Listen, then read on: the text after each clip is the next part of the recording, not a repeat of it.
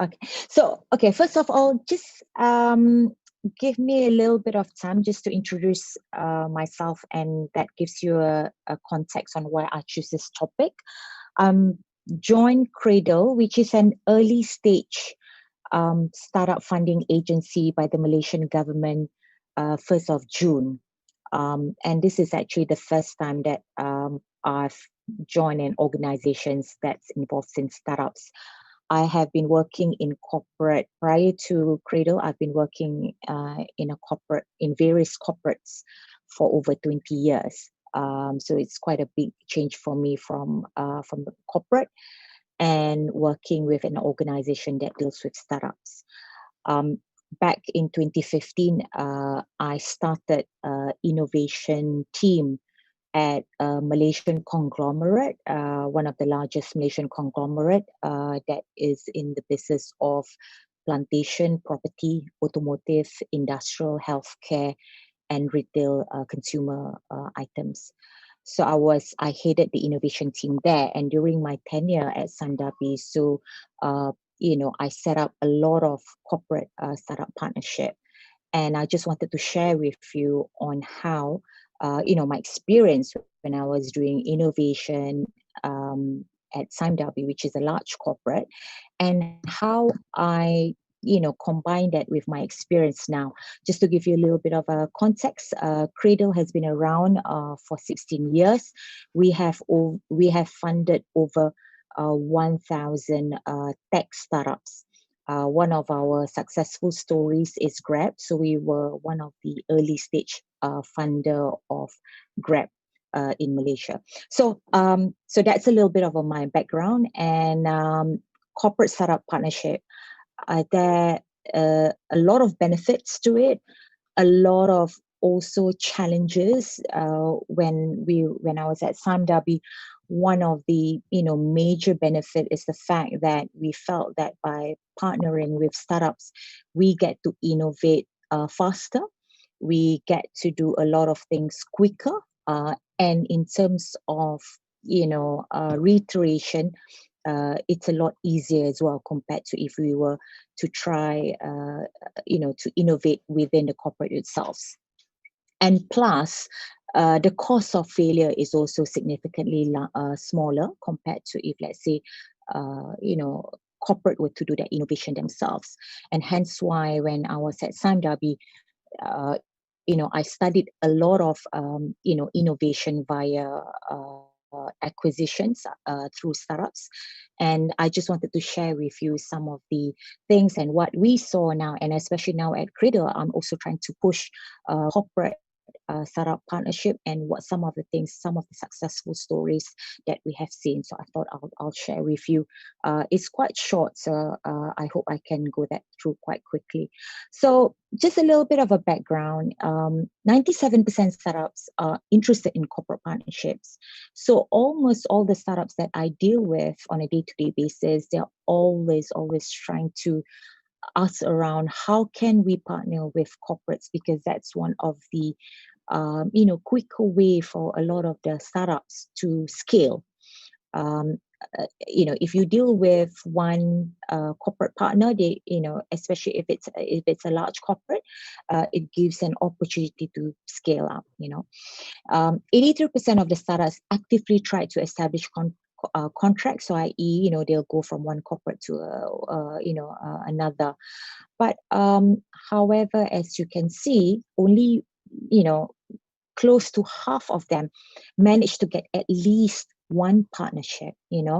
First of all, it's even difficult to initiate the partnership, and let alone the tougher bit is to have a successful partnership. That's even tougher, and I'll go through with you why. Why corporate startups partnership with solo? There's just so many challenges. It's significantly more difficult than a lot of people think of, um, and not just from the startups point of view, from the corporate point of view. From the startups perspective, when I was at Sandabi, when we were dealing with a lot of the startups, they don't have the luxury of time. They want to do things quickly because they're chasing for numbers, they're chasing for revenues, they're chasing for subscriptions, and normally most of the startups, they don't have enough people as well, especially those who are at the sort of a pre-seed level. They probably have only about 10 to 20 people, and majority of their staff, they multitask. So they find that when you need to do 20 steps, 30 steps, they find that it's not quicker enough because they're chasing for revenue. Whereas corporates tends to be a little bit more prudent. They tend to be a little bit more cautious. So for them, taking time is always that's the way how corporate works. So from startups perspective, a lot of the times they don't have the patience, and milestones and timelines. Every time that they want to change something, and that's the experience that I felt at at Sime Darby, is they want to do something slightly different. They need to come to us and get approval, and and from a corporate perspective, sometimes not everyone has the authority to make those changes. No transparent decision making process. That's quite typical because corporates will see from their point of view. They want to protect themselves, and so does the startups. Cultural gaps. Like I said, corporates are a lot more cautious. They have their shareholders to answer to. They have various regulatory bodies that they have to answer to, unlike the startups. So the way how we do work, corporate, are very different from the way how the startups do their work. Insufficient resources from corporate side, yes. Again, even though corporate sometimes they have hundreds of thousands of people, but a lot of the times, they try to do a lot of things, so they can only put aside a very few people to manage the projects that they're working on with the corporates. No proactive engagement. Everyone's very busy because a lot of the times, when I was at when I was at the corporate at Sime Darby, even though I have a couple of partnerships, I have 5, 6 other different responsibilities that I have to do as well, and plus a lot of reporting that we need to do at the corporate side. Lack of concrete and measurable. That's a typical project challenges from corporate perspective. So I was reading this article from the World Economic Forum, collaboration between startups and corporates, and from corporates perspective, why they are facing so many challenges. A lot of the times, they felt that it involves very high effort, which I tend to disagree, because everything requires high effort. So it's not just about startup corporate partnerships, and the deliverables. So it's very important that whoever at the corporate side, when they are involved in such initiatives, that the KPI is also incorporated. Um, some of the failures that I saw when I was at Sime Darby is that they felt that there's no KPI with regards to some of the projects that they do, and hence it gets deprioritized. So if as a corporate, if you want to innovate via startups, you have to make it as a KPI.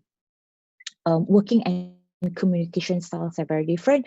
A lot of paperwork, a lot more paperwork at a corporate side, whereas not necessary at the startup side. Startups, they make decisions very fast through WhatsApp. Yes, that's it.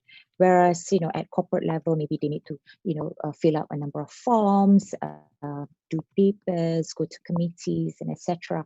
So the styles are very different, and especially if the startups have never worked at a corporate before, they will find that very, very peculiar. They will, and I find that some of the startups that I work successfully with are those who, who have been a senior level person at a corporate. Then they can understand what are the expectations that is required from the corporate side. So, yeah, not invented here problem. I sometimes a lot of the issues that I have when I was at a corporate is that getting stakeholders, buy-in from various parties, either from the IT side, even though, I was the head of group innovation at Sime Darby, but the innovation doesn't come from my team. The innovation comes from the business lines, from the frontliners, from the marketing team. And hence sometimes, they felt that if the idea or if the solution doesn't come from them, they won't necessarily want to give in the buy-in. And if, let's say, we make some recommendation that perhaps, some of the solutions or some of the problem statements that you're facing now can be addressed by someone external. So a lot of ego as well that we have to manage with a lot of the business units, because they felt that, I've been doing this job for the last 20, 30 years and I know best, and what do these startups know, and that is some of the challenges that I used to have to deal with when I was at a corporate trying to innovate. A siloed approach, a lot of the times, especially with big companies, different people, they're not communicating with each other. You have different milestones, different priorities. Say, for example, if I want to get an agreement, between some business units with the startups, it may not be a priority for the legal department to look at that. So it's because not everyone sometimes believes in what you're trying to do, and especially if you're trying to get the buy-in from various sections. So what we found is that some of the more successful corporates that have been successful in innovate with startups partnership is that they have a small unit and they are given a lot more empowerment compared to, say, for example, if they were to do the same at a mothership. So it's separate out from the big companies, and that what we found is that they are, it's like a sandbox on its own, where you can do a lot of trial and tested in the exact environment. We found that some of the corporates that we work with that have that processes tends to do a lot better compared to those otherwise. And so that's which actually I completely agree when I was reading this article from World Economic Forum. Now, from my personal experience as well, when I was at a corporate, I find that it's not easy to Hafiza, find I'm credible. sorry. Yes. Okay. Yeah. Yeah, we have 3 Can you minutes. hear? Oh, okay. All right. I'll make this very quick. So I find that Thank you. it's, Thank you. I'm sorry. a lot of the startups, they don't have track record, whereas, a majority of the corporates, when you want to get approval, you need to, feel very comfortable of their ability and the reliability. Key man risk, one of the big questions that I always tell the startups, if you want to work with a corporate, what will happen if, let's say, the founder have something happening to the founder? How is the corporate going to protect themselves, against this risk? And of course, the governance process.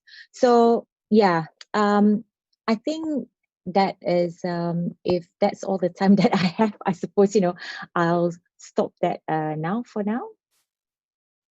We don't have a Q&A, right? Yes, we don't have Q&A. Yeah. Okay. All right. Okay. Thank you very much, Hafiza. Thank you. Very insightful. Yeah. Thank you. Thank you for your talk. Okay. Yeah. Okay. Thank you. Bye All bye. right.